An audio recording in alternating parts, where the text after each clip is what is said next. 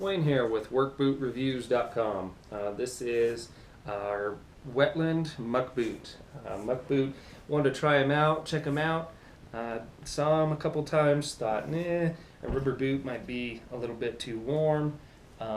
Probably won't breathe properly, but you know, they're no maintenance as well. You know, if you get like a good leather boot, you need to maintain it and put oils and clean it every 6 months and keep it lubricated and keep it in its prime function. These are maintenance free, so that encouraged me. Again, and they're light. They're nice and light. Plus they're 100% waterproof. You don't have to pay for the expensive Gore-Tex linings or any of the other stuff. So I figured I'd give it a try. They're also a little bit taller. You can actually regulate your temperature of your boot with this just by folding them down, is what I've found. I've been wearing these for about 8 months now, and I think they're great. I think I like them a whole lot more than I really thought to begin with. This is my everyday wear boot now in the wintertime, you know, snow and ice and things like that, and it's handling it really well.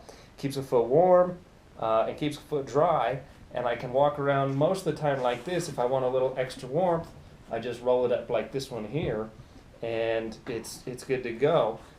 Their recommended temperature is about 70 degrees, 72 degrees. That's a little warm for me.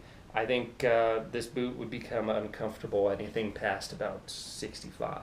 For me personally, everybody has a different opinion on that. But for me to wear this boot all day, if it's getting to 65 or above, it's probably not going to be the most comfortable my foot has been in this boot. So how does the boot breathe? Well, it does it in between the two linings, the neoprene outside and the synthetic inside. Basically, there's tiny little hairs or fibers that kind of look like little hairs in there in between these two pieces, like this here, between these two here. And how that works and how they make a rubber boot breathe is as your foot moves through the boot and steps and you know, your foot moves back and forth in the boot, it creates a billows effect. So what it does, these hairs trap the air and they create a pocket of air. In that pocket of air, it allows air to circulate. So it's not foot on rubber. That's where the big, huge difference is, and that's where Muck Boot has done something different. It's not foot on rubber, it's foot with a cushion of air all the way around it. It's like your foot is in bubble wrap or has bubble wrap around it. And then every time you step or put pressure on different points of the boot, it creates a billows effect and starts circulating the air throughout the boot. So it's very, very simple design, but it does a very complicated task. That's why simply rolling the boot down allows that billows effect to get the air out and allows it to suck in fresh air all at once.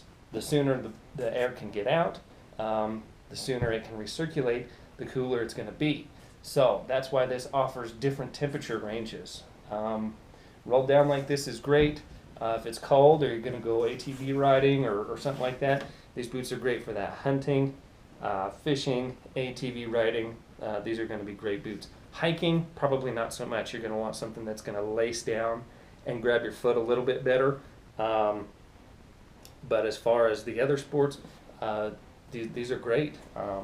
The sole seems to be lasting. It's got a layer of kind of cushy foam here to kind of cushion your step as you go. But for pretty much any activity other than hiking, they're wonderful. They work great. Outdoors, farm and ranch, hunting, you're going to be really, really happy with these. And so far they've lasted really quite a long time, and there's no maintenance. You got to figure, you buy a $200, $250 set of boots that's leather and Gore-Tex and waterproof and all these other things, you're going to have to maintain them. You're going to have to put wax on them or your oils and things like that. You're going to have to clean them. These, you just hose them off and they're good to go. The only other concern I do have with these is that you will need a boot dryer. This would not work out if I didn't have a boot dryer. It needs to dry the ends of your boot out. If you're going to wear this boot every day, you need to have a boot dryer. They're pretty cheap and you can find them at just about any ranch supply hunting type of store. Toss them on the boot dryer at night.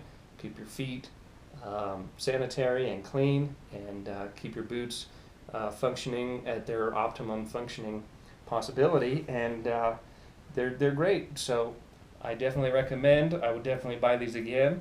After 6 months of use, I'm fully impressed with them. I think they'll last another 6 months. Won't wear them through the summer, but they should be good to go next year for the winter. So I'll get 2 winters out of these, maybe even more. I'll do an update video as soon as I can, but for more information, go to www.workbootreviews.com. Thank you.